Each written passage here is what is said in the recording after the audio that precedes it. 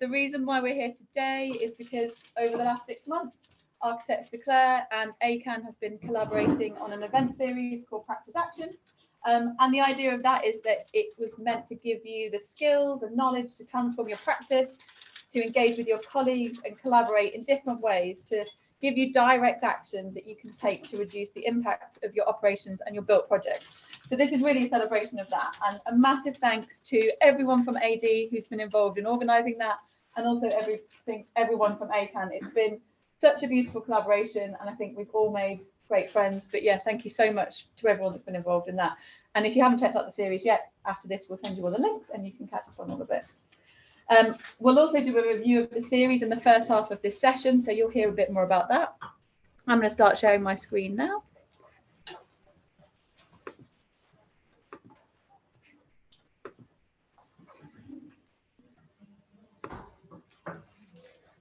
Great. But we know that the conversation needs to go beyond emissions reductions. We know that the built environment is inherently political and it impacts a wide range of different topics. So what we want to do today in the second half of the session is to introduce you to a series of amazing organisations who are working to promote inclusivity, justice, climate action, human well-being and more. And we want you to become part of the conversation and really get involved in having those difficult discussions. So to go into a bit more detail, for the first half, we're going to have a bit of a what are Architects Declare and ACAN doing right now. We're then going to sum up the masterclasses and the conversations that we've just held. We're going to go to for a bit of audience insight, and then we're going to learn how practices have implemented action from the series. So we'll hear from Laura here in London, from James in Edinburgh, and from me.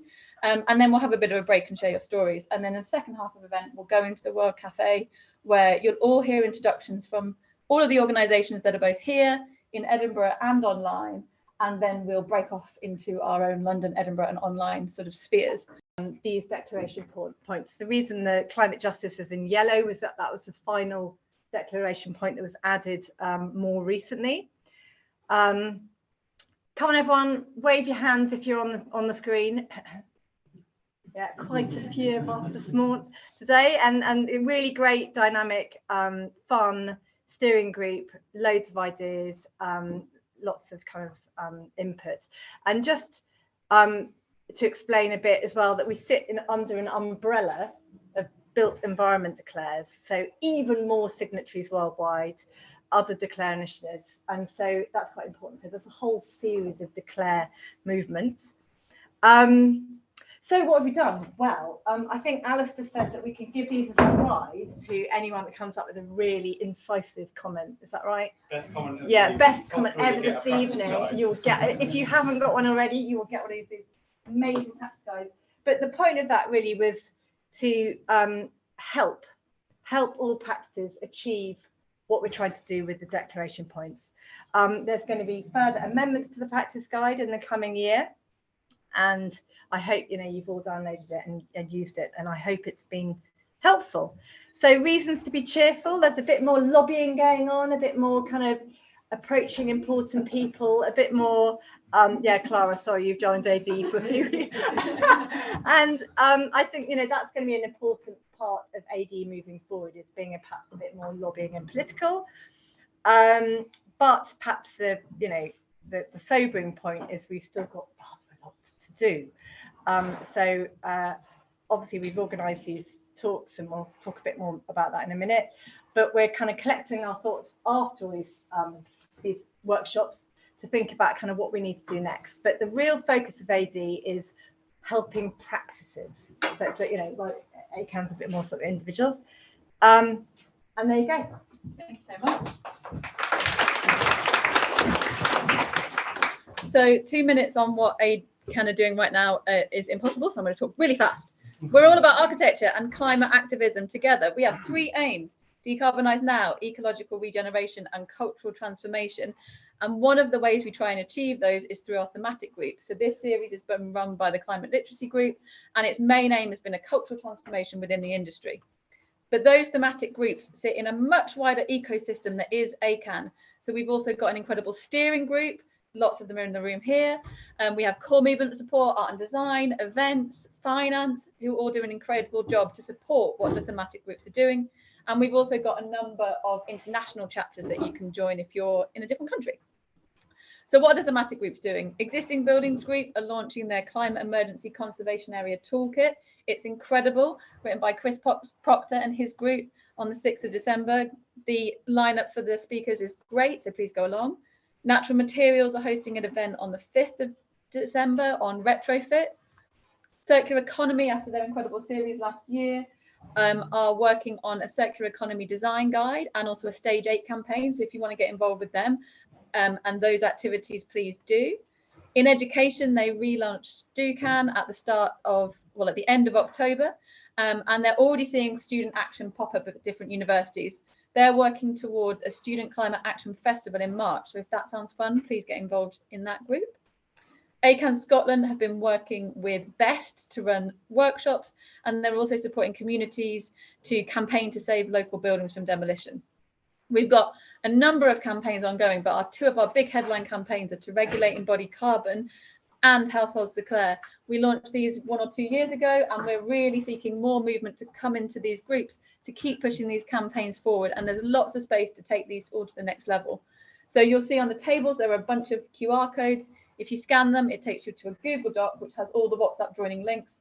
Join whichever ones you like, join as many as you like, as little as you like. There's loads of other things going on them. So people share lots of knowledge, and you can get involved.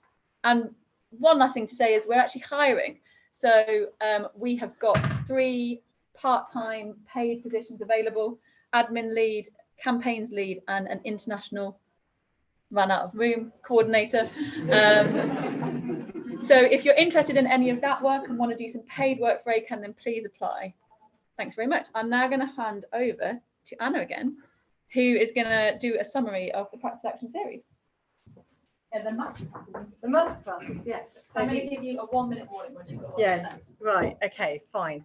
Okay. So the AD bit of the group was 6 events. And I'm not going to talk about all the brilliant speakers, of which there were very many. I'm going to try and talk a bit about what we learnt from all the kind of involvement with you guys during those workshops. So the kind of what are these called, mirror boards, aren't they? Yeah.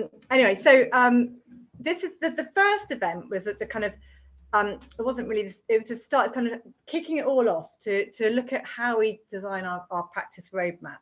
And so it started with everyone getting together and looking at where they were at the moment. The different coloured post-it notes all represented different aspects of sustainable design, and we kind of considered where we were and where we wanted to be. So the outcome clearly showed that we were all extremely ambitious. The points kind of varied in their complexity. Some promised to use bee bricks on every building. Others were talking more about net zero. So it was a bit of an imbalance there.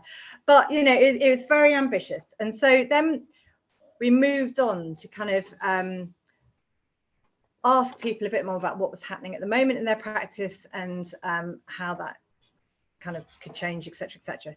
So it was quite interesting because there was a clear disparity between everyone clearly signing up for Architects Declare and RIBA 2030, but then also the same group asked, did your practice discuss or review sustainability? Not so much. So it's quite interesting to see we were learning from all this kind of looking back that actually we're all really keen and we're signing up, but you know, so look, both, and then, well, is it integral to our project work?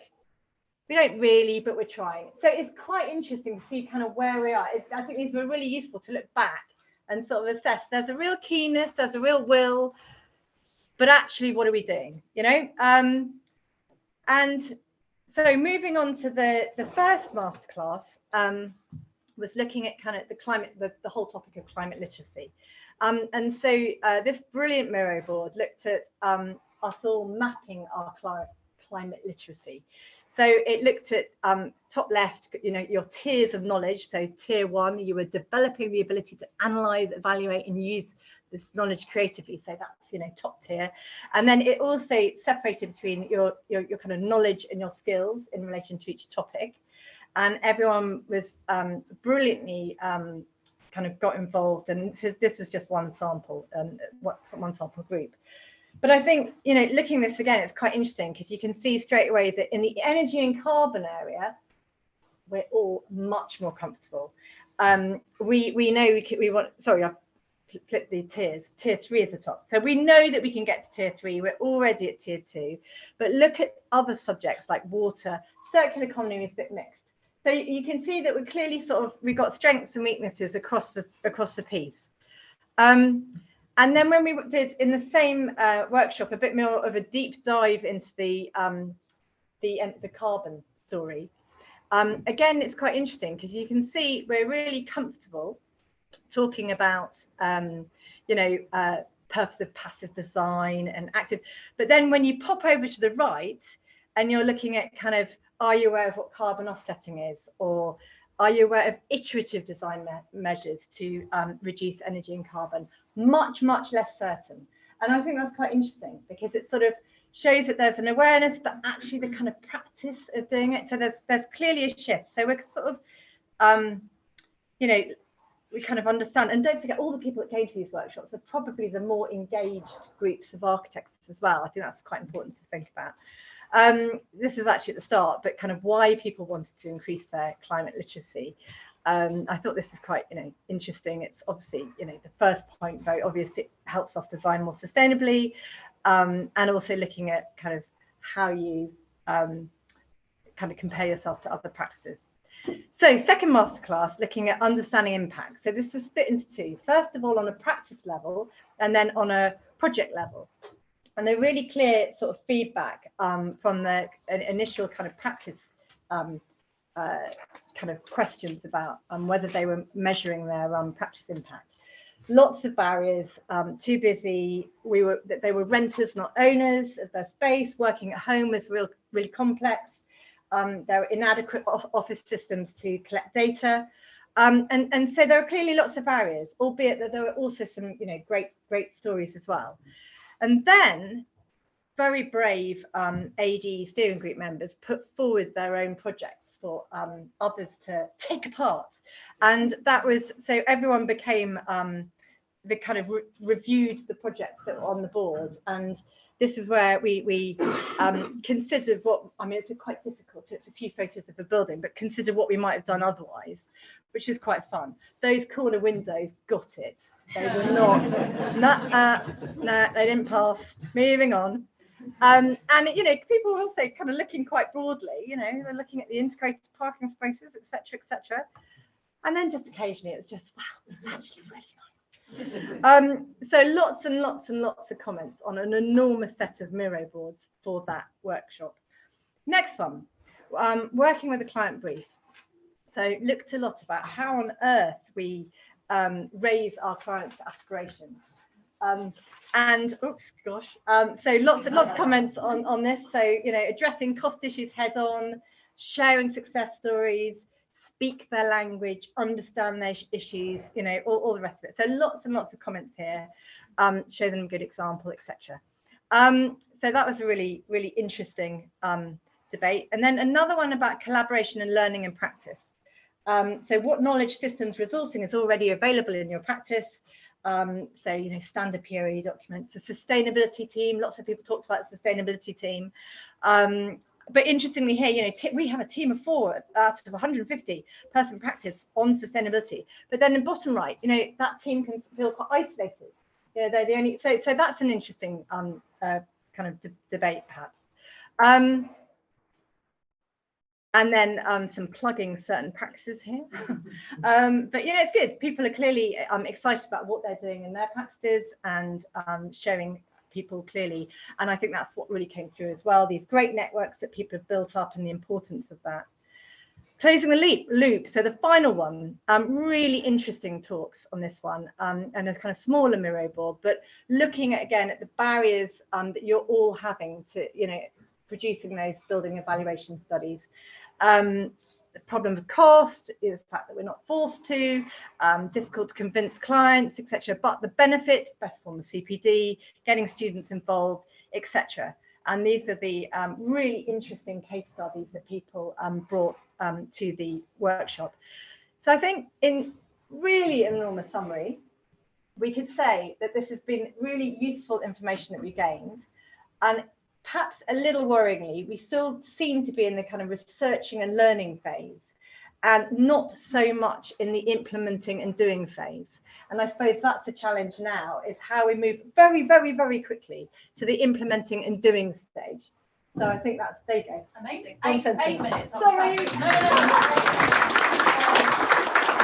up, we're going to have Rebecca and Vince talk about the ACAN kind of part of this, the conversations that ran parallel to the masterclasses. And I'll give you a 1 minute warning as well. Okay, thank you. Yeah, we're Rebecca and Vincent, and we are proud members of the Climate Literacy thematic group. And we're just going to have a little run through of the series of climate conversations, events, and reflect on some of the great things that we learned by doing this series. Yeah, so we'll start with the climate literacy launch event that we had. We launched it back in April, I think it was. But we're building on some of the themes that we had when we first started this group, which was just before COP26. So one of our posters is over there at the moment, and on that poster you'll see 3 of our aims for the climate literacy group. The first one was to promote and increase climate literacy within the built environment sector and beyond. Second was to empower practitioners to communicate the crisis that we face by engaging their clients, colleagues and collaborators. And then third was to break down silos between people, engaging with people's soft skills, communicating and building those connections, which I hope that we are doing today. We realised a key point that we wanted to do was to engage with those soft skills and lots of the knowledge that we know is already out there. And so by bringing together different groups, we feel like that's such a great tool, being able to apply that and also feel confident in communicating some quite emotive topics. So for our launch event, we just wanted to distance ourselves from architects, basically. So we, in so many events that we go to around these kind of topics or information that's available, it's very like jargon heavy, it's very information dense. We wanted to take a step back from that and just think about the way that we talk about the climate crisis and why that's important. So we invited a group of creative individuals, and they range from artists and storytellers to illustrators and poets, the wonderful group of people that are on the screen. And we wanted them to help us run this event and think about how we can communicate using our voice, using our bodies, using stories and drama and art, just to make a connection with the people around us. Just going to shout out Hilary Powell from Power on that slide. They're currently living on their roof in Walthamstow trying to fund solar panels for their street, so go check that out. But that was our launch event. When we come to the Climate Conversation series, which was part of the Practice Action series, we felt that we needed to create quite a decentralised way of communicating and talking and discussing these topics. So we came together with this rather interesting diagram, which is quite complicated, but it breaks down, hopefully, how we can communicate in quite a comfy, informal and social way. We'd gather these questions at the start of the event, have lots of different meetings and things, and then we'd invite different speakers to come and have a chat with some ACAN facilitators and answer those questions. There'd be introductions, opening questions, and then it would just quickly break into a panel discussion where we'd sort of allow some themes to develop, bring the audience involved. These are all hosted on Zoom, so lots of questions coming through in the chat. Then that would sort of all be the recorded part of the session. We'd then stop the recording and allow the conversations to continue, and we'd share WhatsApp links, and you can come and join the ACAN groups and keep chatting as well afterwards. And these events were sort of in tandem with the Practice Action masterclasses that were going on. So our first one was called Action Beyond Practice, and it was considering the issue of like the agency that newly qualified architects have in their practice and how we can create more of a space that's for sharing ideas and driving action within practice. So we discussed questions such as, in what ways could practices promote equity and inclusivity in climate action? and how can we make space for everyone's ideas to drive change. And these were the great speakers that we had for that event. At the Transforming Practice event, we tried to answer the big question that we've experienced a lot of people ask, and I've asked a lot of times, is where do I start? Sometimes the scale of the crisis can be quite overwhelming, and so we tried to bring together a really broad team to come and chat about that question. It was really good chat. I think we touched on lots of great topics, such as the requirement to upskill within our practices, collectively learning together and from each other, being vocal and trying to communicate some of these topics, auditing your projects, and then I think one of my favourites was assessing why we lose arguments and what we can learn from that. And the last one that we had was called Reflective Practice, and this was looking at how we can reflect critically on our work and the buildings that we design by using POE and BPE. And we tried to split this event into considering like before, during and after a project to understand where and when in the process we should be looking at implementing these things. And I think this conversation is definitely one that I need to watch back again and again on YouTube, because there's still a lot to learn. Yeah, we love running the events. We think that the best way the practice profession can tackle these crises is by sharing our experiences and learning from each other. All these events are available on YouTube, so please go watch them back and really delve into the great themes that was discussed on them. We're excited to have one in person this evening. Yeah. Thank you.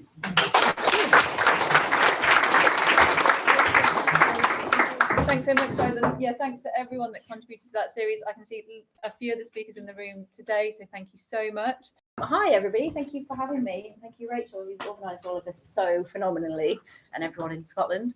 I'm Laura Barron, I'm head of sustainability at a company called Purcell.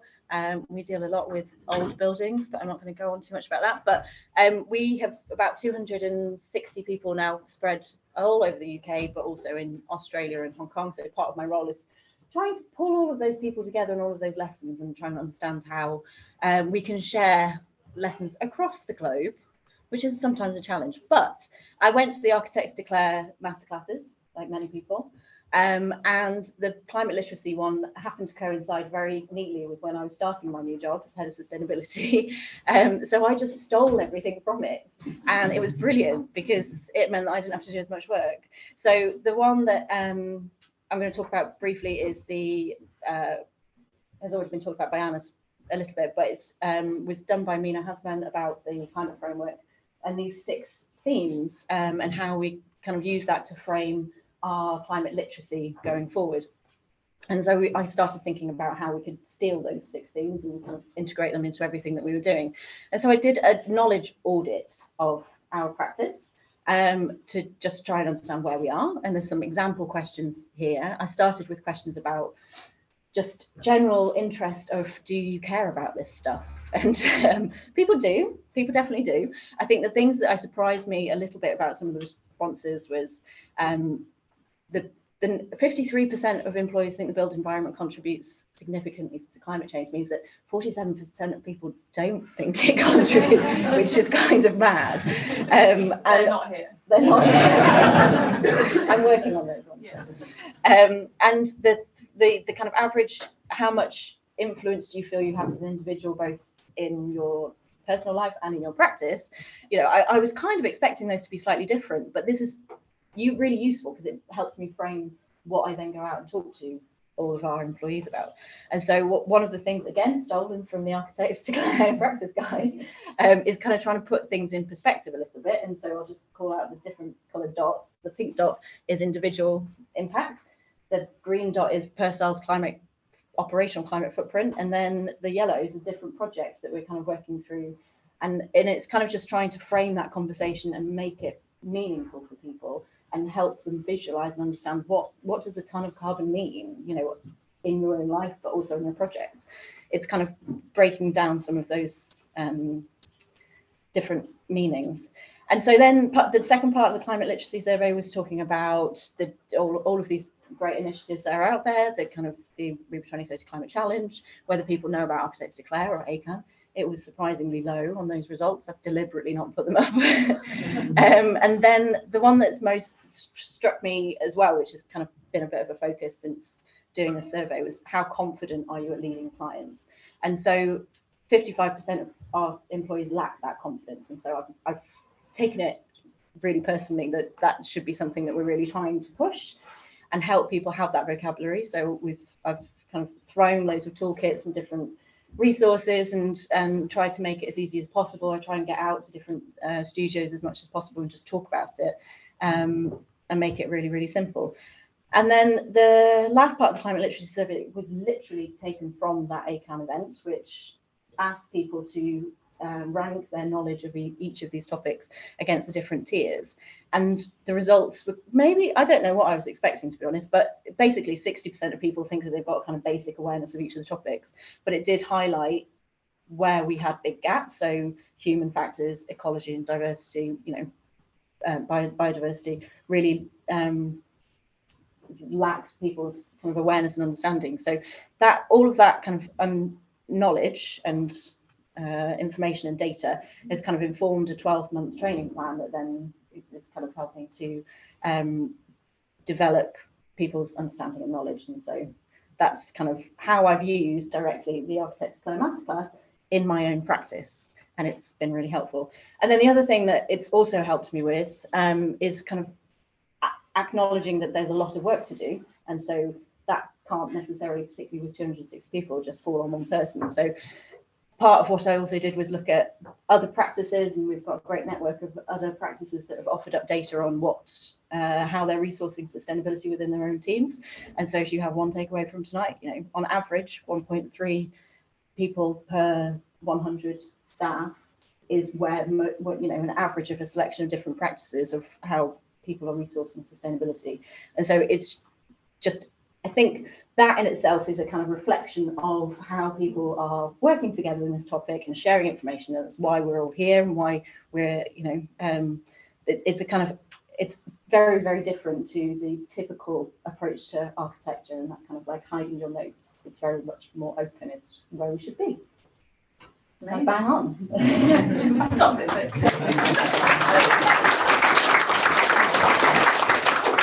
Thank you so much, Laura. So now we're going to go to James. James, when you want to move the slide, just say change slide and then I'll do it for you if that's okay. Sure thing. Can you hear me okay? Yeah, perfect. Brilliant. So thank you very much for inviting me along. I'm from Collective Architecture and I co-lead part of the Collective Energy team. And this is our practice journey so far. Next slide, please. So yeah, that's me, slightly less grey hair, but yeah, I'm an architect, passive house designer, retrofit designer, and ostentatiously calling myself a net zero pathfinder. But yeah, next slide, please. So a little bit of history around collective architecture and our sustainability journey. I kind of was trying to think about how to talk about this in terms of our practice. There's quite a kind of linear journey, but it's sort of one of these journeys that's kind of escalating upwards in quite an exciting way. So back in 2007, Collective Architecture was established as an employee-owned company. Chris Stewart gave the keys for the practice to all of the employees, so we are 100% employee-owned. And it was the practice was effectively established to pursue the themes of participation and sustainability in architecture. Next slide, please. In 2019, we signed architects. We became signatories of Architects Declare. Next slide, please. And in 2020, we established Collective Energy as a vehicle for embedding sustainability in our practice.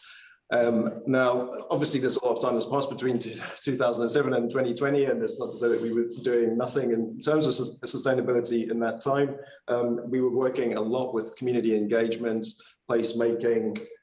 Social housing is one of our main bread and butter aspects of work, and we were pushing as hard as we can to make betterment on energy performance and building regs within the confines of budgets and finances for projects. We were pushing the retrofit agenda and trying to push passive house and Enefit. Woodside Flats was one of those projects. And Chris Stewart has been a huge advocate of the circular economy and developing circular strategies and a way of working that into the rebirth plan of work as well. Livable neighborhoods has become a huge part of our workflow as well, and trying to make cities more livable too. Next slide, please. Last 2 years, 2 to 3 years have been really quite exciting for us. We've really started to push the passive house agenda. We've trained up seven designers in the practice. We're working on passive house projects, small and large. The main tools that we're using are Design PH and PHBP on that front, but we're using them creatively to test new build, retrofit, and just low energy buildings. We're not wedded to getting everything certified. We want buildings to be as good as possible. We've expanded our understanding of various guides and standards, working with ASB retrofit standards, LETI, new build climate emergency, and the retrofit design guides. All amazing guides. We've used our learning to build a toolkit so that we can start to test projects to test their operational energy use, cost, carbon emissions, and life cycle costs, and ultimately start to map user benefits as a result of taking deeper measures. We're upping our net zero strategic consultancy and also starting to work as external passive house consultants to other architects. Next slide, please. And then in May of this year, I did the Practice Action Masterclass, and that was really just a game changer for me, and I feel for our practice as well. Next slide, please. From that, we've been able to start to have a set of workshops where thank you, and set up climate cafes. We've now started to develop a practice sustainability plan. Next slide, please. So yeah, we've borrowed heavily from the materials that AD and ACAN have developed, and through our workshop carried out a study on our current approach and future ambitions. Next slide. We've also borrowed heavily on Mia Hassman's study and yeah, started to map where we are in terms of skill, knowledge, where our gaps are, where we want to improve, where we're confident, and starting to feed that into our 7-year plan. Next slide, please.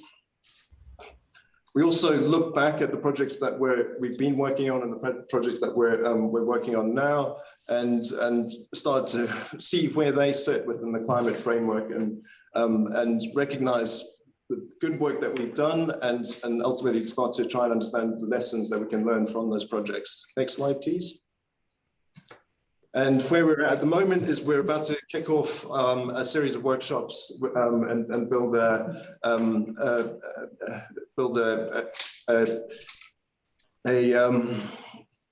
7-year sustainability plan. So trying to get a working set of working groups together to analyze the different themes. ACAN and AD have provided some phenomenal materials. It's been absolutely fantastic to utilize this open source toolkit, and the knowledge and generosity that has come forward from this phenomenal group of people has really been instrumental for me in my journey, but it's been instrumental for our practice as well. Next slide, please. So next year, super exciting year.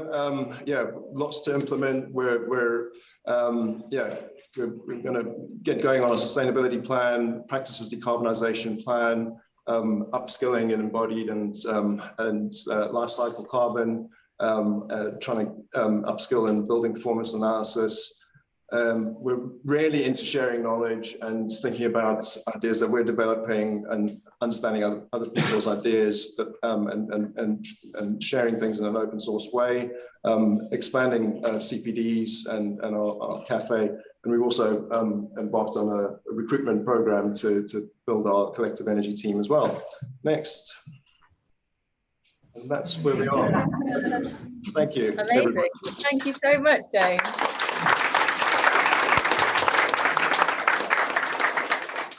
That's really great to see all of the tools that lots of people in this room slaved away at. I'm looking at Zoe, I'm looking at Lizzie in particular, but lots of other people being used by multiple people and benefits just aspiring from there. So thank you so much. Next and finally is me.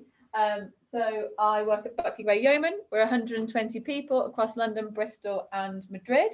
And I'm just going to share a few ways we're putting the practice action series into practice. Lots are still in progress, but these are the ones that I kind of wanted to share. So the practice roadmap, the climate literacy and the practice footprint. So in order to put together our practice roadmap, I took our set of existing principles that we already had, that these are already there to structure our thinking. They're involved in our toolkit, our trackers, the way that we do sustainability reviews, combine those with the roadmap examples that Lizzie, Ken and Alistair gave, and then the climate framework's been discussed many times. And so I broke down those principles into each of the sub-themes from the practice roadmap to make sure they were all covered. So for example, clever use of materials and resources would cover embodied carbon, operational energy, responsible and local sourcing and low energy systems. But the problem was I really hate spreadsheets. Like I really they don't work in my mind. So I did the spreadsheet, and there's going to be a big gap in this, but I needed some way to represent this to myself, to represent it to the directors, that I could see progress and it could be a bit more visual. So we made a set of these. So there's one for each principle broken down into the 3 or 4 different sub-themes. The first quadrant is what we've already done. The next quadrant is what we want to do in 6 months, then a year, then 2 years. So you can see the light purple is kind of mapping where we are at the minute. And then the dark purple is kind of our judge of where we are against best practice. And then we've got one of these for each of the themes. And the idea is that in the future, in 6 months' time, it will hopefully look like this when we've done more actions and we can visually start to track how we're improving against best practice, how we're ticking off our goals. We can add more to it with the red dots. And this has been a really effective way to sort of communicate this to our directors as well, and sort of they can see progress going forward. This is going to get a bit meta now because Laura stole from the practice action series and then I just stole directly what Laura did. So to do our climate literacy, Laura gave us this presentation. I was like, well, I'll just do that survey. So we did a climate literacy survey in our office, mapping knowledge against the climate framework, but also mapping attitudes. And that was great because we were able to see how aware people were of all these different organisations, what their attitudes were, and identify where we needed to target that more sort of broad brush contextual knowledge. But then we were also able to identify how much we thought we were experts and how much we thought that we weren't at all, by creating an average of the climate literacy that people felt that they had in each topic. And here we've sort of identified some gaps in sustainable water cycles, in particular, user experience design and post-occupancy evaluation, waste as a resource. So we then took those and used them to form our climate literacy CPD series. So we had one, the first one was on water cycles. Civic engineers came in and gave us a great talk on CERMS. Then Ashita Pandey, who is a UCL student, came in and talked to us about post-occupancy. In the new year, we've got Bill Bordas coming in to talk to us. And I think you'll find that like there's so many amazing people that just want to share their knowledge, that get in touch with people and see if they'll come and talk to you. And if you give them free food, I'm sure they will. We also have a series of ad hoc events that go alongside this so that it's sort of a bit more continual. So short Monday morning meetings, on-demand webinars, things like that people can access. And then finally, practice footprint. So over the course of the year, we've been measuring our baseline scope 1, 2 and 3 emissions from 2019. So super quick, but scope 1 is your direct emissions. So that's anything that you own that combusts. So if you've got a gas boiler, if you've got a company car, if you've got a furnace. Scope 2 is your indirect emissions that come from your electricity use. So basically the electricity that your office building uses. And then scope 3 is everything else. And we collected these through meter readings, staff surveys, travel agent reports, benchmarks and waste reports. We haven't calculated our purchased goods and services yet because we just don't have the data. And I think the important thing here is just to get started, measure your scope 1 and 2, measure as much of your scope 3 as you possibly can, and then make a plan for measuring the rest of it. And then I thought it might be interesting just to show some slides from our soon to be completed carbon reduction plan.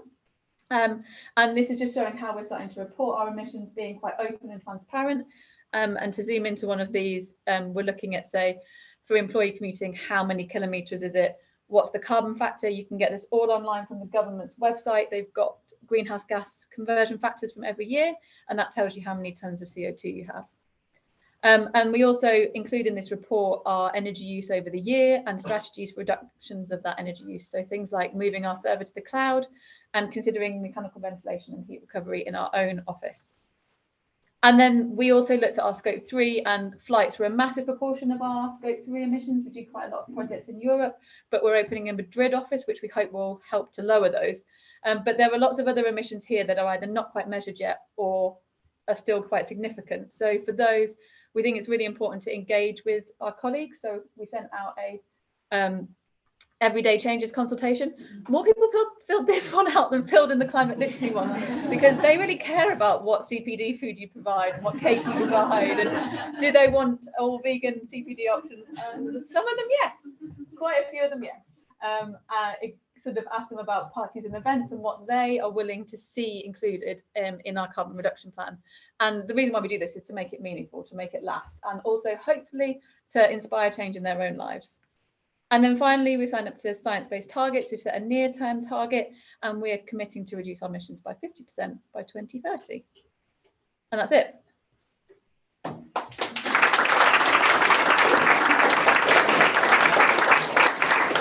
Okay, so we're about to go into the second half of the event, but I think what'll be great to do is we'll introduce the World Cafes. Each of the people hosting the World Cafes will stand up and say a little bit about themselves and where they come from. Then London will understand who's speaking in Edinburgh and vice versa, and also online. And then we will have a 5-minute break. Everyone can get some more refreshments, and then we'll come back to the tables. So I'm going to hand over to Rebecca, who's going to talk a bit about the World Cafes, and then we'll hand over to each of the different speakers. Hi everyone. This event is as experimental as me talking about it, so I wish you all luck. But the idea of this evening is that we've pulled together some great organisations with each sent a representative to come and host a table. So we're all going to take it in turns, moving around all the tables in the space, and each table will have sort of a theme or a provocation that we'd like to discuss at that table. With the idea that we'll generate some action from talking about that. So we want you to sort of come away from this table feeling like you've got an action to go away and try and do, as opposed to just talking about the issues. We want to provoke action. So there's a big piece of paper on each of the tables, which we split into sections for like writing down notes about different themes that you discuss, and then also progressing those towards the actions that you'd like to take from them. And I think each sort of organisation's written a little bit about themselves in there as well. I think Rachel's going to explain how the sticker system. Yes, we'll do the sticker system for London only, because we've done that with here because there's a lot more of you than everywhere else. But maybe we can start with the London hosts introducing themselves, then we'll pass over to Edinburgh. So Charlie, do you want to go first? Sure. Do I need to speak into the computer? Or is Oh it yeah, actually, maybe. Is that okay? Come, quick. Yeah, Okay, maybe if our other hosts could make their way over here as well, just so that we get the recording, the audio over. Okay. Hopefully that's better for Scotland as well. Yeah, hi guys, I'm Charlie from Future Architects Front, or FAF, which is much more enjoyable to say. Basically, we are sort of a informal activist group who looks at the way that architects can organize beyond practice, both through mechanisms like unions, labor power, but also through sort of more spontaneous campaigns. Like you may have heard about the recent new RIBA president. Well, that was a result of a campaign that we ran alongside ACAN, UVW SAW, the RIBA Future Architects team, and many others. And we now have an architectural worker who is the youngest, I think, RIBA president ever. So yeah, that's a little snapshot of the type of stuff that I will hopefully be talking about in a very well organized way on this table.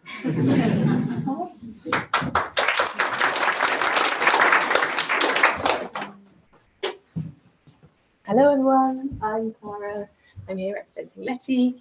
We are a group of volunteers that produce hopefully helpful guidance on how we meet the climate emergency. We got some guides here for free that people can take. Me and Alistair are hosting a table. We're going to talk about a few little bits of votes about where you feel you're at in terms of where you are understanding around net zero. Who's responsible for delivering it? Then we're going to pivot to let's see how you can be involved, and the UK Net Zero Carbon Building Standard that I'm chairing the technical steering group of. And it's going to be fantastic and solve all the problems. Come hear about it, but we can only solve all the problems if we get the data, which we need by 10 days' time. So if you want to solve the climate emergency, come talk to me, give some data to me. / come join our table.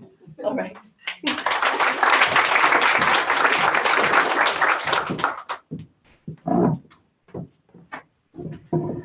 Hello everyone.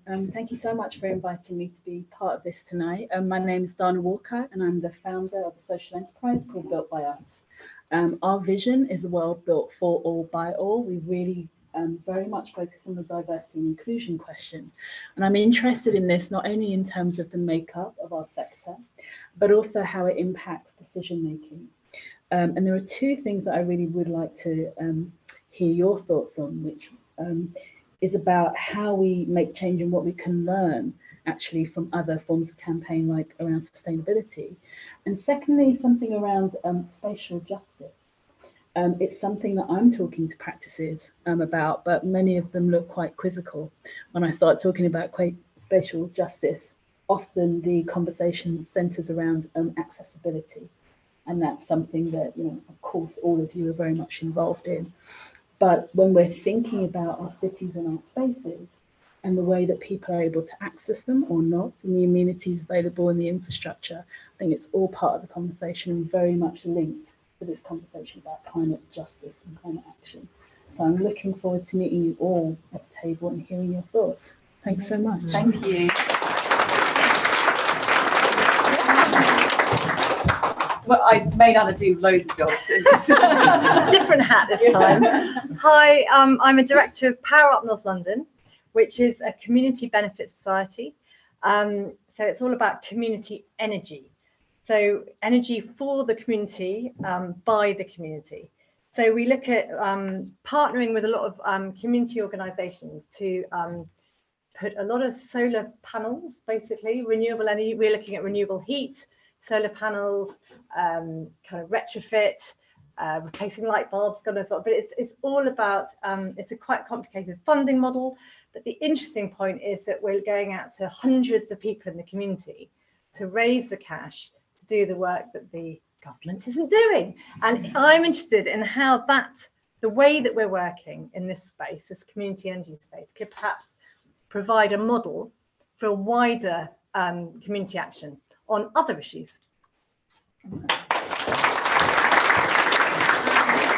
Martin. Hi, I'm Martin. I'm here representing Green New Deal Rising. It's a nationwide group of young people who are pushing for Green New Deal policies to be passed in Parliament and just to achieve a just transition in general.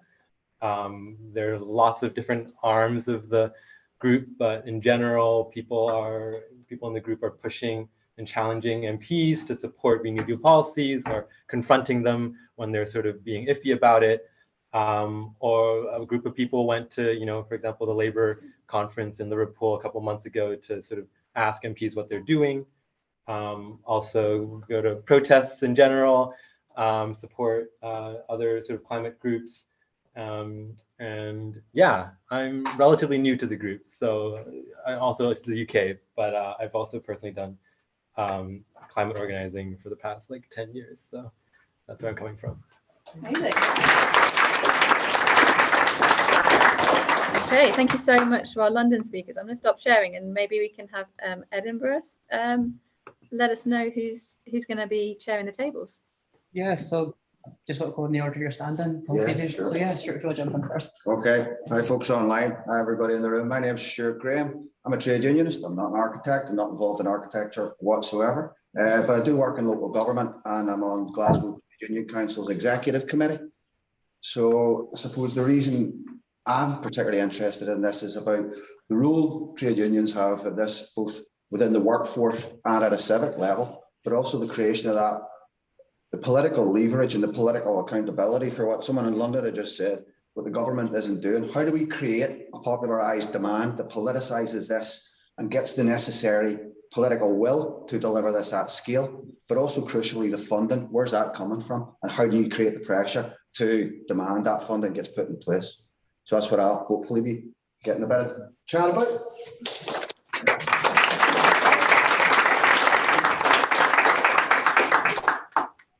I'm Tamsin Thompson. I'm still calling myself the new CEO of Royal Incorporation Architects Scotland. Been in post about a year, but it's taken that long to figure out some things. I'm here because as an organisation, we need to be better supporting our members and pushing our members to embrace these challenges. So I'm here to learn from all of you what we should be doing, hear our ideas, and hopefully help to facilitate sharing that. We're particularly interested in talking about the circular economy today for reasons that we can discuss at the table, not least because we're meeting the Minister next week, and so it'd be useful to know what we should be asking her for. But because I'm relatively new and novice, I'm very ably joined tonight by Jo McKellen, who's president of the Edinburgh Association of Architects, our Edinburgh chapter, and Ben Ranger, who's chair of our sustainability group. So they're going to be joining me on the table as well. Thank you.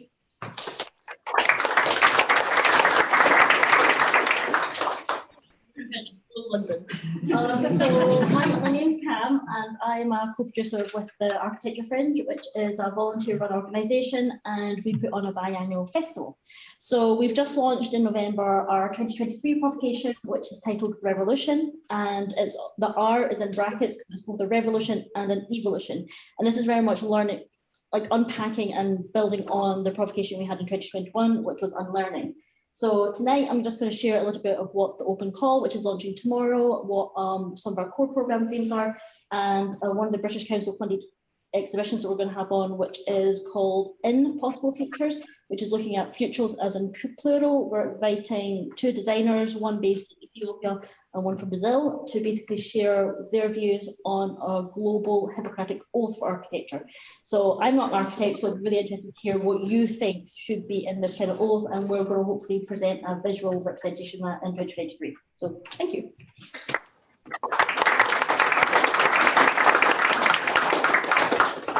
Welcome, London. I'm Sandy Halliday. I'm Director of Gaia Group and also a Director of the Scottish Ecological Design Association, both of which have been operating in this area in Scotland for in excess of 30 years, which says something about what we've achieved. In 1995, I met somebody called Margaret Kennedy. Margaret was a feminist icon, an ecological architect and professor of architecture at the University of Hamburg. And Margaret, in the middle of her career, had come to a conclusion that we were frankly pissing into the wind if we didn't deal with the economic structure that we were all working in. You could not become a sustainable architect, you could not be an ecological designer unless we dealt with money systems. So she devoted quite a significant amount of her future career to things like interest and inflation-free money, which many of you will now recognise as enough is enough, or degrowth, or sufficiency, or one planet living, or whatever else we want to call it. I'd like to hear your thoughts on it, really, over on that table whenever you're ready. Thanks, London.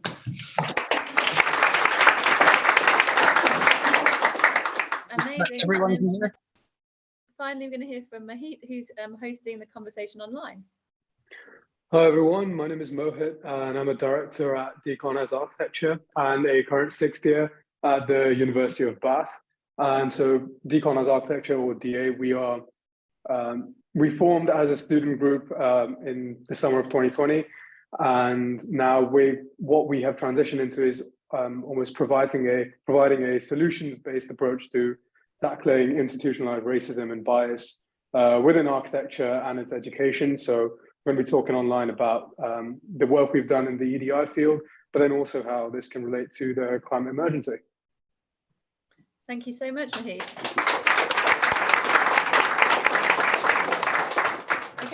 So the next step will be for us all to say goodbye to each other. But I think the final thing I really need to say is a massive thank you to Paula Thomas-Edwards, to Philippa, who is standing out there, just in case we have any latecomers, who has been incredible and helped organise all of this so well, and also to Archetype and to Scott and to Glow for hosting and organising in Scotland. You guys have done an amazing job. So yeah, massive round of applause for those guys.